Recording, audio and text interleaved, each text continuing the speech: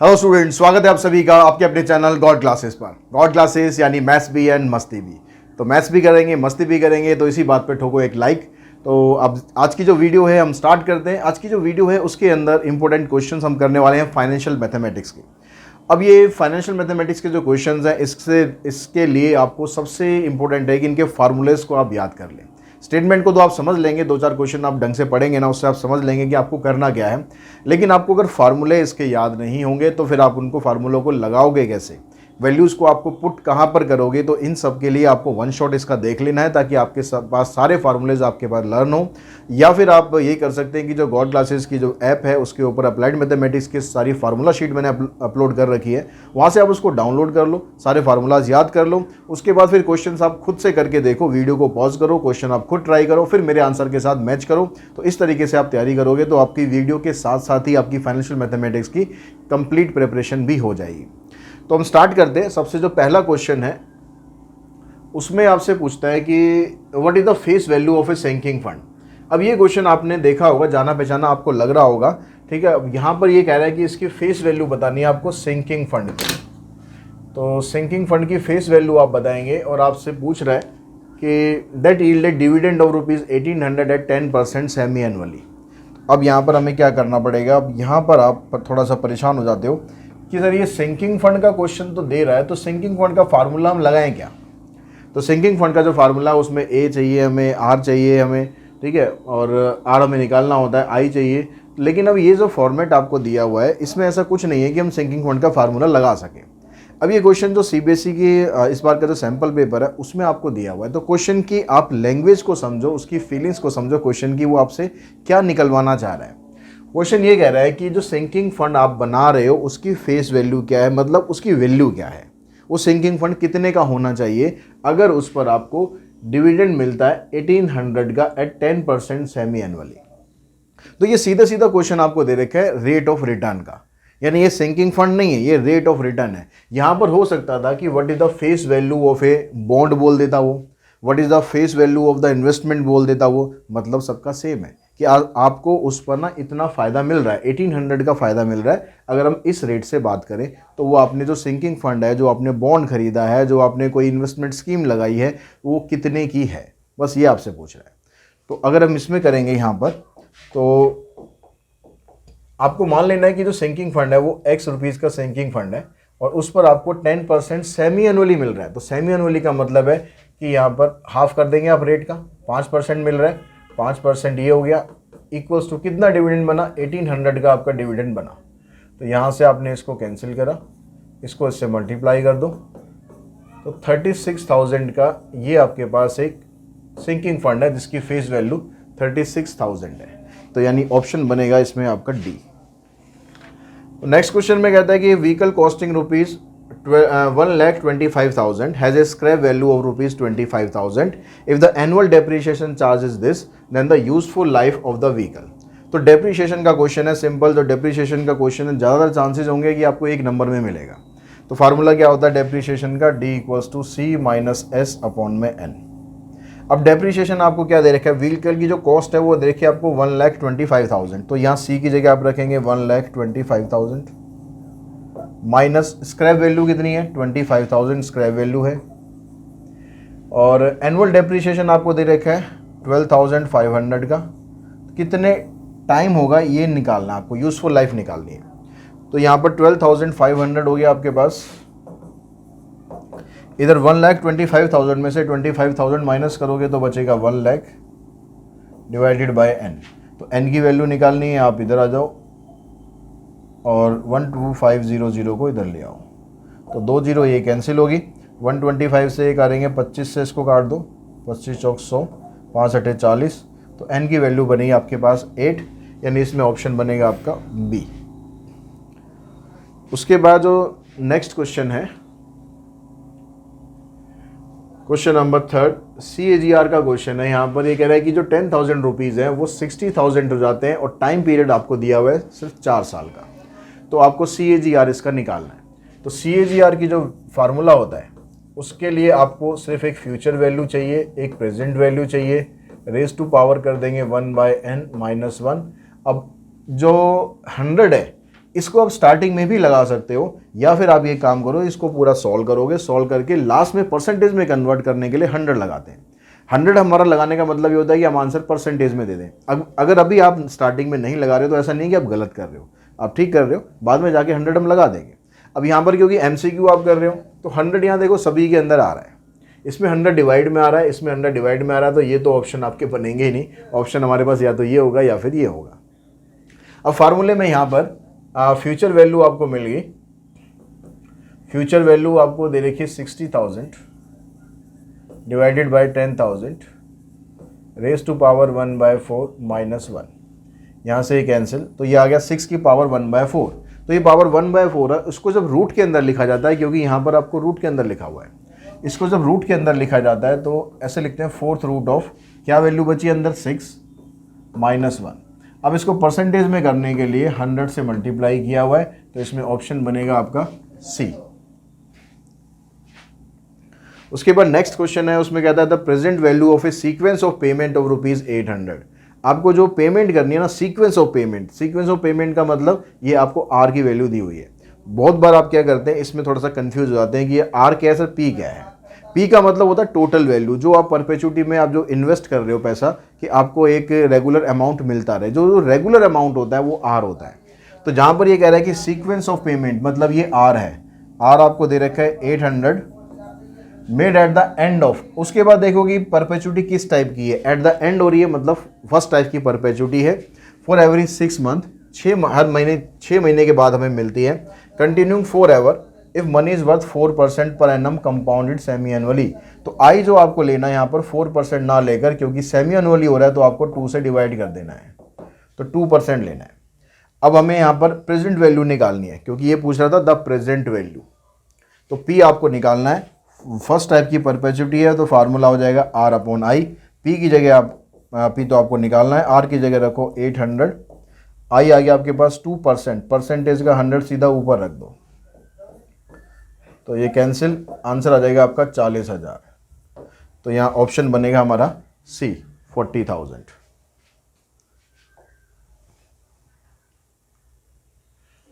ये जो 2 क्वेश्चन है ये भी परपेचुटी के, यानी 2-2 नंबर है ना, उसके अंदर भी परपेचुटी के क्वेश्चन आ सकते हैं। हाँ, 2 से ज़्यादा परपेचुटी का आने का कोई चांस नहीं है, 1 या 2। The find the present value of perpetuity of ₹18,000 payable eight the end of 6 month if the money is worth 8% compounded semi annually. तो यहाँ पर भी आपको प्रेजेंट वैल्यू ही निकालनी है, सेम वही फार्मूला रहेगा। पेमेंट अब यहाँ पर आपको देखना है कि एट द एंड, मैं अगर इसको काट के इन द बिगिनिंग कर दूँ, थोड़ा क्वेश्चन चेंज हो जाएगा। पेमेंट एट द एंड की जगह हम बिगिनिंग कर देते हैं। तो बिगिनिंग करने पर क्या होगा, जब आप यहाँ पर P निकालोगे तो फार्मूला लगेगा R + R/I। तो R आपके पास 18,000 है, क्योंकि परपेचुटी कितनी है, 18,000 की है, 18,000 अपॉन में I कितना हो जाएगा, 8% दे रखा है, लेकिन सेमी एनुअली है तो उसको हाफ करके हम लिखेंगे, यानी 4%। तो 4% का 4 इधर आ गया, 100 यहाँ कर दो, तो ये हो गया 18,000 प्लस 4 चौक 16, 4 पंजे 20, तो ये आ जाएगा 4,50,000 इतना आ गया। लेकिन अब इसके अंदर 18,000 और आप ऐड कर दोगे तो आपके पास आ जाएगा 0,008, 5 और 1 6, 4,68,000। नेक्स्ट क्वेश्चन पे चलते हैं। यहाँ पर कहता है the present value of A perpetual income of ₹X। अब यहाँ पर आपको परपेचुअल इनकम मतलब परपेचुटी, वो आपको X दी रखी है, मतलब ये आपको निकालनी है। Eight the end of each 6 month is rupees this. अब ये क्या है, ये 40,000 क्या है, ये 40,000 है आपकी present value. The present value of this income eight the end of each 6 month is this, मतलब ये आपका प्रेजेंट वैल्यू दे रखा है, ये P दे रखा है और R आपको इसमें निकालना है। तो P आपको दे रखा है 40,000, R आपको फाइंड करना है, और I आपको दे दिया इसने 6% कंपाउंडेड सेमी एनुअली, तो ये आ गया 3%। अब पेमेंट कब हो रही है, एट द एंड हो रही है, तो एट द एंड मतलब वही P = R/I, ये वाला फार्मूला आप लगा देंगे। तो P आपको दे रखा 40,000, R आपको निकालना है, I हो गया 3%, यानी इसको इधर ले जाओ, 2 0 से कैंसिल करो, मल्टीप्लाई कर दो, तो R की वैल्यू आ जाएगी 1200, यानी जो परपेचुटी मिलेगी आपको इस केस के अंदर वो मिलेगी 1200।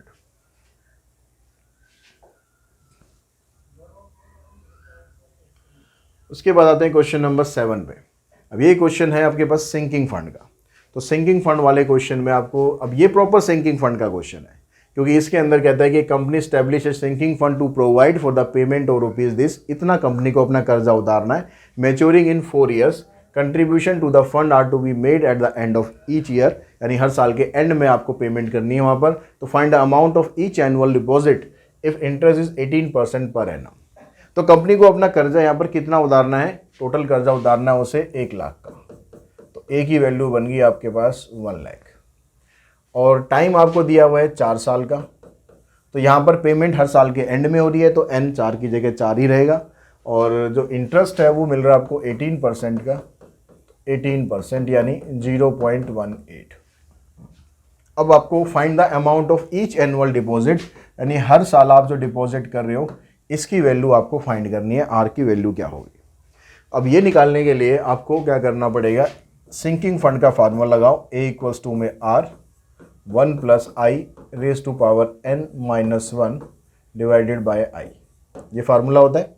अब ये फार्मूला आप ए की जगह आप लगाओगे 1 लाख, आर तो आपको निकालना है, 1 प्लस आई हो गया 0.18, इसकी पावर होगी 4 माइनस 1 डिवाइडेड बाय 0.18, इसको क्रॉस मल्टीप्लाई करोगे तो ये आ जाएगा 18,000।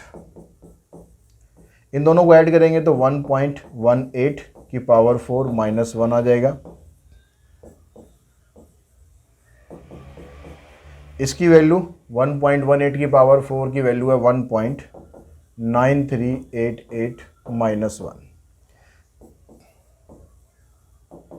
अब इसको आप माइनस करोगे तो आ जाएगा 0.9388। तो आर की वैल्यू आपको निकालनी है, तो 18,000 को डिवाइड करना है 0.9388 से। इसका आप डेसिमल हटा के यहाँ पर 4 जीरो और लगा देना। उसके बाद जितना कट के ये छोटा हो जाए उतना छोटा करना, छोटा करने के बाद फिर आप इसको डिवाइड करोगे, तो इसको डिवाइड करके हमारे पास वैल्यू बन जाएगी 19173.41, 19173.41, ये हमारा आंसर आ जाएगा। यानी इतना आपको हर साल पेमेंट जमा करनी है, ताकि 4 साल के बाद आपके पास कितना 1 लाख रुपए इकट्ठा हो जाए और आप अपने कर्जे से मुक्ति पा सको। आपको कर्जा नहीं देना, कंपनी को देना है। नेक्स्ट क्वेश्चन देखो, नेक्स्ट में कहता है कि machine costing ₹2 lakh has effective life of 7 year. एक मशीन है जिसकी इफेक्टिव लाइफ 7 साल तक है, 7 साल तक बढ़िया से काम करेगी, एंड इट्स स्क्रैप वैल्यू ₹30,000। लेकिन उसके बाद भी ऐसा नहीं है कि बिल्कुल बेकार हो जाएगी, 30,000 रुपये तो आपको फिर भी दे की जाएगी as a scrap value. What amount should the company put into a sinking fund earning 5% per annum, ये आपको रेट दे दिया, so that it can replace the machine after its useful life. तो अब मशीन को रिप्लेस करना है, जब जो उसकी यूजफुल लाइफ है वो ख़त्म हो जाएगी, उसके बाद कंपनी चाहती है उस मशीन को रिप्लेस कर दिया जाए।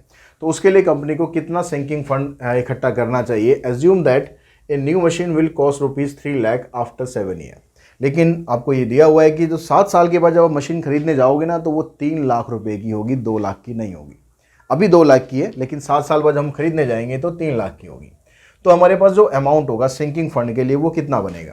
जब हम मशीन खरीदना चाह रहे हैं 7 साल के बाद, आपको 3 लाख रुपए इन्वेस्ट करने पड़ेंगे, लेकिन उसमें से 30,000 रुपये वो तो जो पुरानी मशीन है एज ए स्क्रैप वैल्यू वो तो आपको दे के जाएगी ना। तो वो 30,000 रुपये तो एक तरह से लगा लो कि आपके डिपॉजिट पड़े हैं, उसके लिए आपको कुछ नहीं करना, वो मशीन आपके पास पड़ी है यानी 30,000 रुपये पड़े हैं। तो वो 30,000 रुपये आपको इसमें से माइनस कर देना है, क्योंकि इसके लिए आपको सिंकिंग फंड नहीं चाहिए। तो सिंकिंग फंड चाहिए आपको 2,70,000 का, ये आपको इकट्ठा करना है। आई आपको दे दिया इसने 5% पर एनम दिया हुआ है, तो मतलब 0.05, और टाइम आपको 7 साल का दिया हुआ है, ये एन आ गया। तो फार्मूला सेम रहेगा जो अभी पीछे हमने लगाया, ए की जगह रख देना आपको 2,70,000, और आर आपको निकालना है 1 प्लस आई की जगह 0.05, और इसकी पावर हो जाएगी 7 माइनस 1 डिवाइडेड बाय 0.05। इसको आप यहाँ मल्टीप्लाई करोगे, 5 7 जा 35, 5 2 जा 10 और 3 13। उसके बाद 1 2 2 जीरो आप लगा देंगे, क्योंकि दो प्लेस के बाद डेसिमल है, वो 2 जीरो ख़त्म। यहाँ पर बन जाएगा आपके पास 1.05 की पावर 7, 1.407 माइनस 1। माइनस करेंगे तो 0.407, इसको लाके यहाँ पर आप डिवाइड करो, 13500 को डिवाइड कर दो 0.407 से, तो आपका आंसर बन जाएगा। कितना आंसर बन जाएगा वो देख लेते हैं। 13500 डिवाइडेड बाय 0.407, तो ये बन गया 33169.53।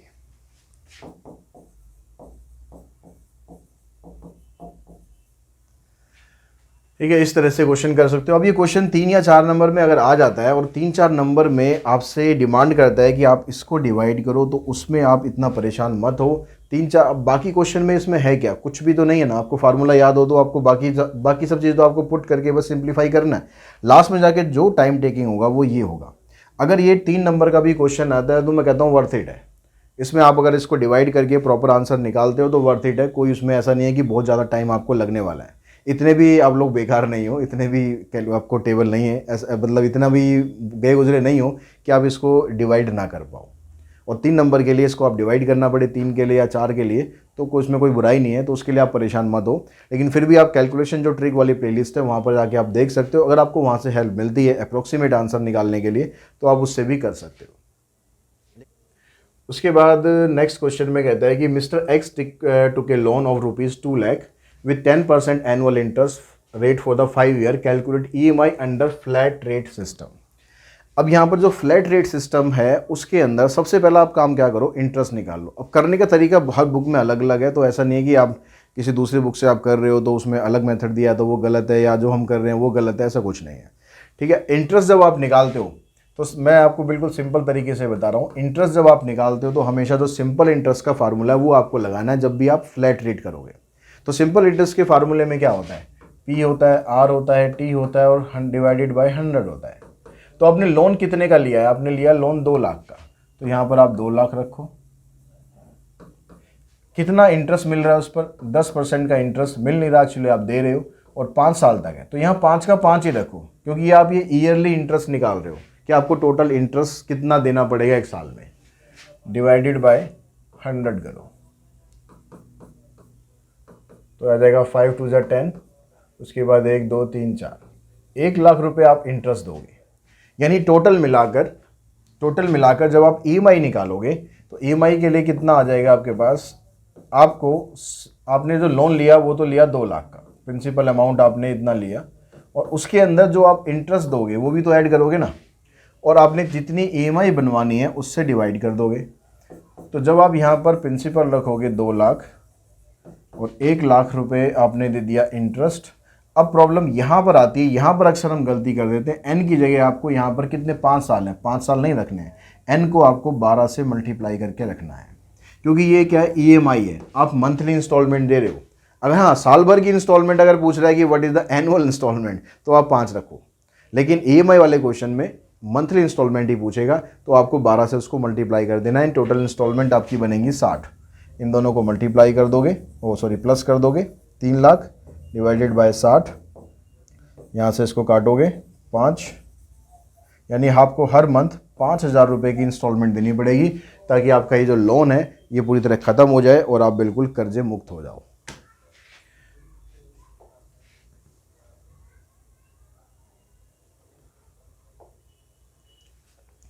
तो नेक्स्ट क्वेश्चन देखते हैं। इस क्वेश्चन में कहता है कि मधु एक्सचेंज हर ओल्ड कार वैल्यूड एट ₹1,50,000।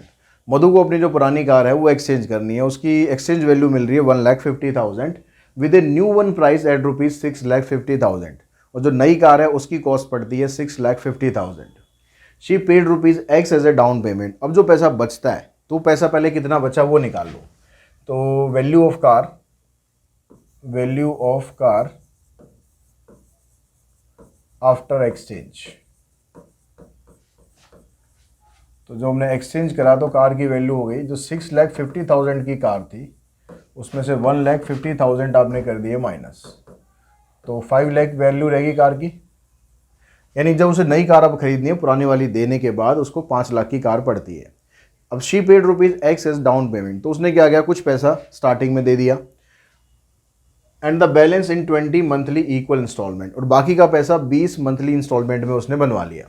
तो उसने जो डाउन पेमेंट दे दी वो तो दे दी X रुपीज़ की, तो जो उसका बैलेंस यानी जिस पर उसे लोन करवाना है तो वो कितना बनेगा, टोटल जो कार की वैल्यू थी 5 लाख थी, उसमें से x रुपया उसने दे दिया, तो ये बन गई कार की वैल्यू, जो उसको लोन लेना है उसकी वैल्यू। अब कहता है कि उसने इंस्टॉलमेंट दी 20, तो 20 इंस्टॉलमेंट दी, तो यहाँ पर अब 20 को 20 ही रखना है। ईएमआई में ज़्यादातर ऐसे दिया होता है कि 20 साल तक आप दे रहे हो, तो 20 साल तक देने का मतलब है कि मंथली हम कैलकुलेट करेंगे तो 12 से मल्टीप्लाई करते हैं, लेकिन यहाँ पर आपको 20 मंथली वर्ड ऑलरेडी दिया हुआ है, तो ये मंथली इंस्टॉलमेंट ही है, तो इसको 20 ही रखना है, इसको मल्टीप्लाई मत कर देना 12 से। जो इंटरेस्ट है वो 9% पर एनम है, ये साल का इंटरेस्ट है, इसको डिवाइड करना है 12 से, तो 9/12 करोगे, और 9/12 करोगे तो ये आएगा 0.0075। तो अब हमें ईएमआई का फार्मूला लगाना। अब ईएमआई का फार्मूला कौन सा वाला लगाना है, तो उसके लिए आप देखोगे जो एन आपको दिया हुआ है उसकी पावर नेगेटिव है, तो पावर अगर नेगेटिव है तो ईएमआई का फार्मूला बनेगा EMI equals to P into I 1 - 1 + i⁻⁻n। Power अगर ये माइनस में है तो ये वाला लगाओ, पावर अगर प्लस में होती है तो फिर दूसरा लगाओ। फार्मूले सारे मैंने आपको जो पीडीएफ शीट है उसमें प्रोवाइड कर रखे हैं, तो अच्छी तरह से लर्न कर लेना कि फार्मूला कब कौन सा होता है। तो अब यहाँ पर ईएमआई कितनी है उसकी, 21,000 की ईएमआई यहाँ पर है, तो 21,000 आप यहाँ पर पुट करो। प्रिंसिपल अमाउंट कितना है 5 लाख माइनस एक्स इंटू में आई करेंगे, आई है 0.0075 divided by 1 - 1 + 0.0075 raise to power minus n, n की जगह 20 रख दो, तो ये आ गया आपके पास 21,000, और ये 0075 है, इसको आप इधर ही ले आओ 0.0075। यहाँ पर आया आपके पास 5 लाख माइनस एक्स 1 माइनस इसकी जो वैल्यू है वो ये है आपके पास, तो 0.8611। अगर आपको ये पूरी वैल्यू दे रखी है ना तो एक बार तो आप इसकी पूरी वैल्यू रखो, माइनस करके फिर राउंड ऑफ करके वैल्यू हम ले लेंगे। यहाँ से डेसिमल आप हटाओगे तो 4 जीरो और आ जाएंगी,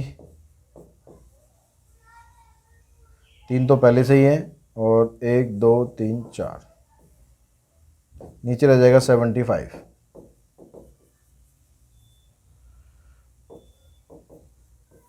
वन में से माइनस करो, 10 में से 5, 9 में से 8, 9 में से 9, 9 में से 8, 9 में से 1, 9 में से 1, 9 में से, और ये 1, ये आ गया।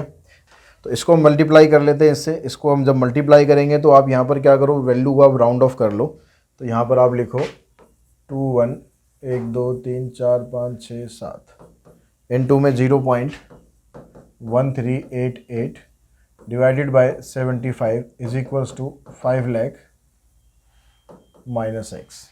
इसको हम सिंप्लीफाई कर लेते हैं। इसको सिंप्लीफाई करके हमारे पास जो वैल्यू आ रही है 2 1 1 2 3 4 5 6 7 इंटू 0.1388, या 29148, और उसको डिवाइड कर देंगे फिर हम 7 से 75 से, तो ये आ गया 388640, 388640। इसको आप इधर लाओगे तो 5 लाख में से इसको आप माइनस कर दो तो आ जाएगा 0, 10 में से 4 6, 9 में से 6 3, 9 में से 8 1 1 1, तो 1,11,360 रुपीज़ ये बन जाएगा आपके पास इसका टोटल डाउन पेमेंट।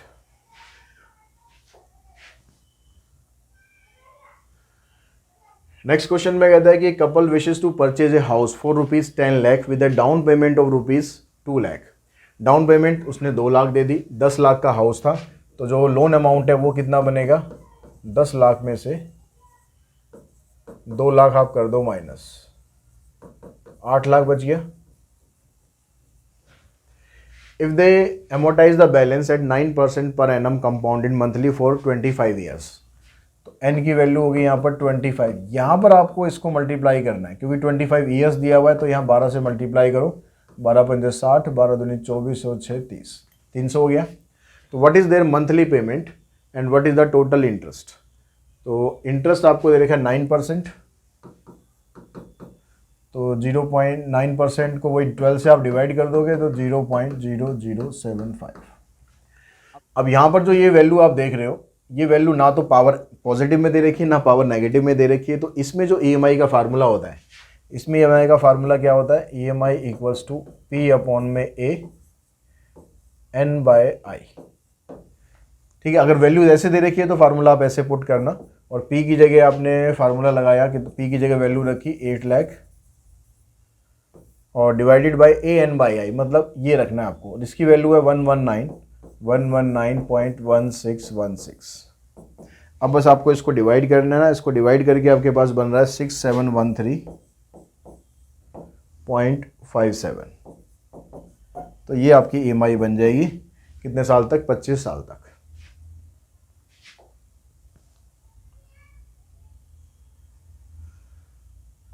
उसके बाद कहता है कि startup company invested ₹3 lakh in the share for 5 year. एक स्टार्टअप कंपनी है, उसने 5 साल के लिए शेयर के अंदर पैसा लगाया। The value of this investment was 3,50,000 eight the end of second year, 3,80,000 eight the end of third year, and on maturity the final value stood at ₹4,50,000। तो जब आप CAGR निकालते हो, क्योंकि इसमें CAGR पूछ रहा है आपसे, तो CAGR जब निकालते हो आप, तो जो बीच में क्या हो रहा है क्या नहीं हो रहा डजंट मैटर, आपको वैल्यू देखनी है स्टार्टिंग में कितना लगाया और फाइनल आपको वैल्यू क्या मिल रही है। तो आपने जो वैल्यू पैसा जो आपने लगाया स्टार्टिंग में, जो प्रेजेंट वैल्यू है वो है 3 लाख, और जो फ्यूचर वैल्यू आपको मिल रही है वो है 4,50,000। और कितने साल के लिए पैसा लगाया आपने? 5 साल के लिए पैसा लगाया। तो CAGR इसका क्या बनेगा? Future value divided by present value raise to power 1/n-1।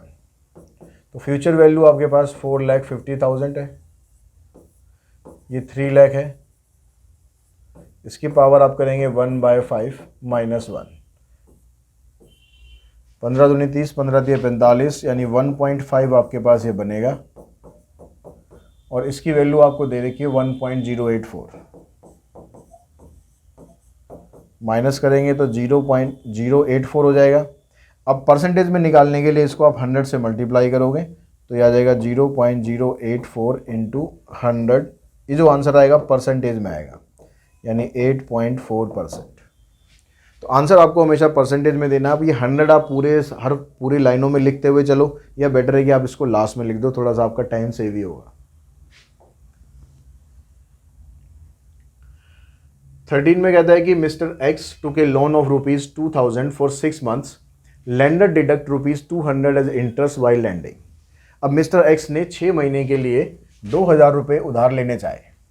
अब जहाँ से वो पैसे लेने गए, अब वो भाई साहब और तेज थे, उन्होंने क्या करा, 200 रुपये इंटरेस्ट के उनके पहले ही काट लिए। अब तो जो पैसा उनके हाथ में आया वो कितना आया, जो पैसा वो यूज़ करने के लिए उनके पास है वो तो 1,800 ही है। तो यहाँ पर जो अमाउंट होगा ना, प्रिंसिपल अमाउंट, वो 1,800 होगा। ठीक है, ये यहाँ पर 2,000 नहीं लेना आपको, और 200 रुपये आपका इंटरेस्ट मिल रहा है। तो इंटरेस्ट कितना बना?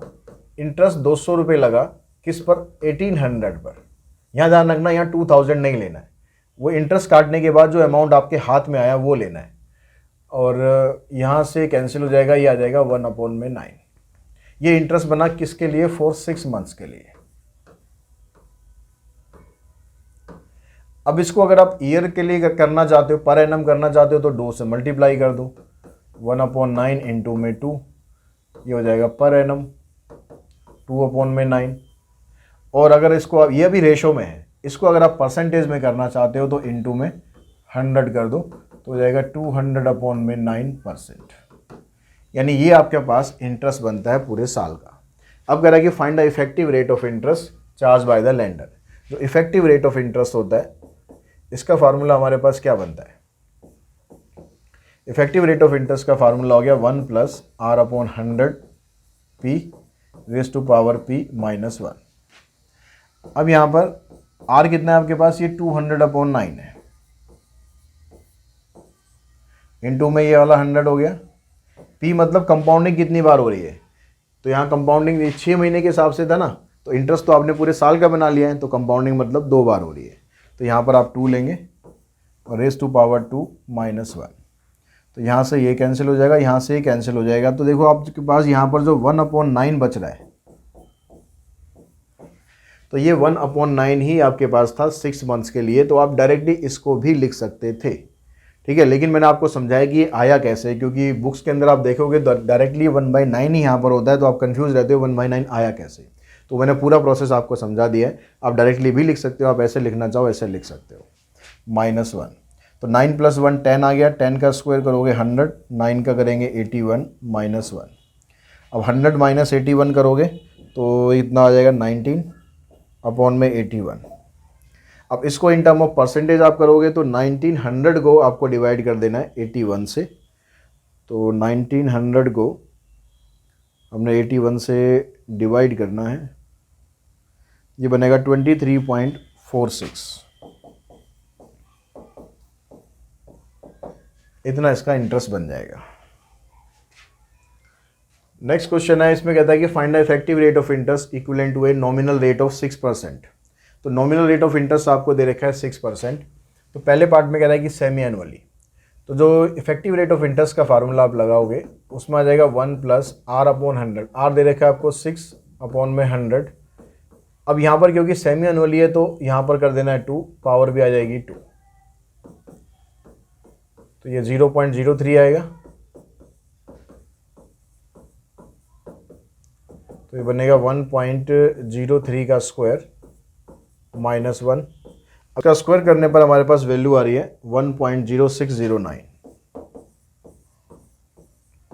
माइनस करेंगे तो 0.0609 ये आ गया, और परसेंटेज में लिखेंगे तो आ जाएगा 6.09%। अगर ये कहता है क्वार्टरली, तो क्वार्टरली में बस आपको क्या करना है, यहाँ पर 2 की जगह 4 कर देना है। तो मैं सीधा यहाँ लिख देता हूँ 1 + 6/100, यहाँ पर आ जाएगा 4, इसकी पावर भी आएगी 4। तो अब यहाँ पर 2/3 करोगे 1.5 आ गया, 1.5 को 100 से आप डिवाइड करोगे तो 0.015, इसकी पावर करनी है आपको 4। अब 0.015 की जो पावर 4 करोगे तो ये आएगा 1.0613। 1.015 की पावर 4 करनी है, इसकी वैल्यू आ जाएगी 1.0613, और -1 करेंगे तो आ जाएगा 0.0613, और परसेंटेज में करेंगे तो 6.13%। ये हमारे पास इसका आंसर आएगा। और हम थर्ड पार्ट में चलते हैं। तो थर्ड पार्ट में कह रहा है कि कंपाउंडेड कंटिन्यूअसली। तो कंटिन्यूअसली में जो फार्मूला होता है वो चेंज हो जाता है। फार्मूला आता है e⁻r, r परसेंटेज -1। तो r परसेंटेज करोगे 6% मतलब 0.06 - 1, और इसकी वैल्यू आपको दे रखी है 1.0618। माइनस करेंगे तो 0.0618 यानी 6.18%। ये हमारे पास आंसर आ जाएगा। तो इस तरीके से कंपाउंडेड एनुअली हो या क्वार्टरली हो या फिर कंटिन्यूअसली हो, इस तरह से आप इफेक्टिव रेट ऑफ इंटरेस्ट इसका फाइंड कर सकते हो।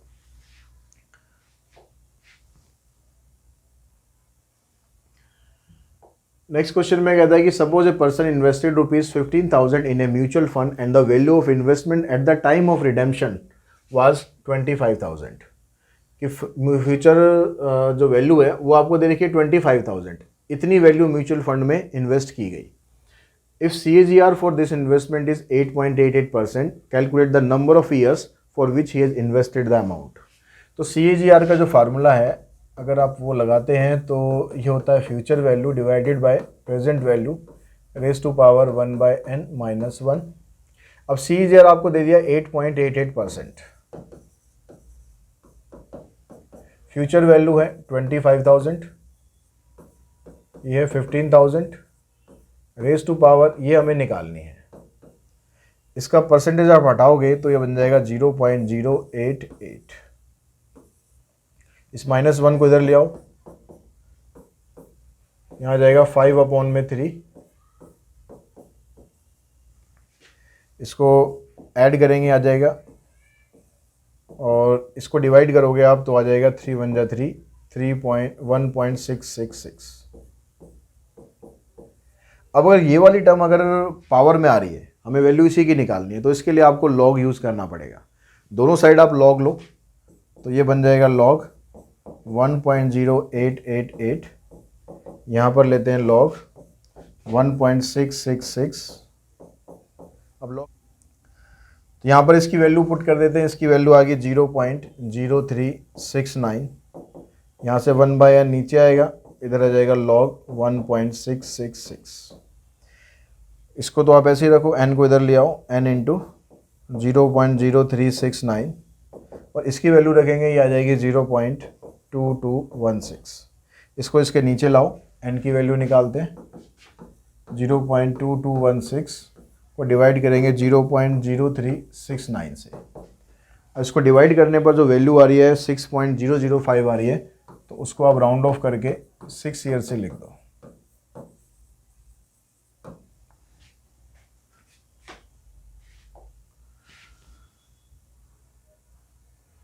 क्वेश्चन नंबर 16 देखो, इसमें कहता है कि अभय ने एक मोबाइल फ़ोन खरीदा 30,000 रुपये का।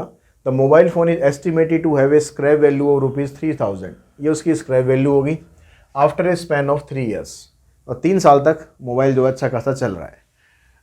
Using the linear depreciation method find the book value of the mobile phone eight the end of 2 year. मतलब 2 साल के बाद उसकी वैल्यू कितनी होगी ये बताना है आपको। बुक वैल्यू का मतलब कि आपको उसकी वैल्यू बतानी है, उस समय कितनी वैल्यू होगी। तो पहले आप डेप्रिसिएशन निकालो। 30,000 का मोबाइल है, स्क्रैप वैल्यू उसको 3,000 मिलती है। कितने टाइम तक यूज़ किया? 3 साल तक उसने यूज़ किया। तो 30 - 3 हो गया 27, 27 को 3 से डिवाइड कर दोगे तो 9,000, यानी हर साल 9,000 रुपये उसके कम हो रहे हैं। तो book value eight the end of 2 year कितनी हो जाएगी? Book value eight the end of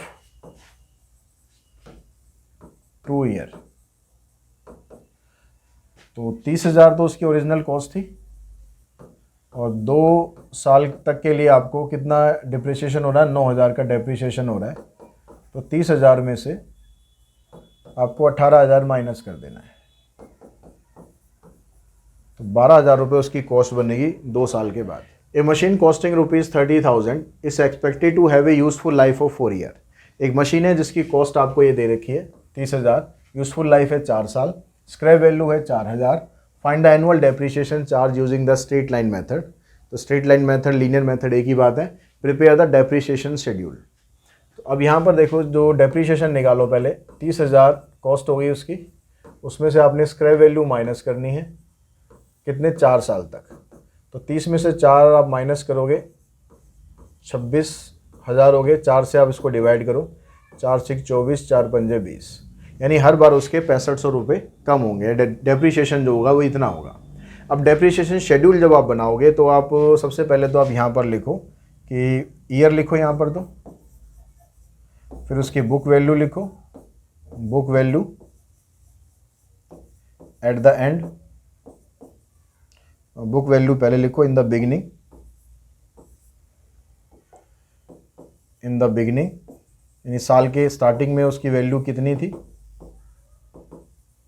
depreciation, और फिर book value eight the and, साल के एंड में उसकी वैल्यू कितनी हो गई। तो पहले साल में जो उसकी वैल्यू थी वो थी 30,000, 4,000 रुपये नहीं, 6,500 रुपये का डेप्रिसिएशन हुआ। तो इसमें से आप इसको माइनस करोगे, 30 में से 6 = 24, यानी 23,500, इतनी वैल्यू होगी। अब उसके बाद जब दूसरा साल जब स्टार्ट हुआ तो स्टार्टिंग में 23,500 थी, उसमें से फिर 6,500 माइनस कर दो, तो ये बनेगी 17,000। फिर तीसरे साल में जो वैल्यू थी स्टार्टिंग में 17,000 थी, फिर 6,500 माइनस करो, तो 17 में से 6 गए 11, मतलब 10,500। फिर 10,500 साल की स्टार्टिंग में वैल्यू थी, 6,500 माइनस करो, तो 10 - 6 = 4,000। तो जो चौथा साल है, क्योंकि 4 साल तक का शेड्यूल था, तो 4 साल में जो वैल्यू यहाँ पर आनी चाहिए वो स्क्रैप वैल्यू के बराबर आनी चाहिए। अगर ऐसा आ रहा है तो आपका आंसर ठीक है, अगर ऐसा नहीं आ रहा तो फिर आंसर में कहीं गड़बड़ है, उसको ठीक करो। ठीक है जी। उसके बाद आप सबको आपके एग्ज़ाम के लिए ऑल द बेस्ट, अच्छे से तैयारी करो और अच्छे अच्छे मार्क्स लेकर आओ। आज की इस वीडियो में इतना ही। Thanks to all of you.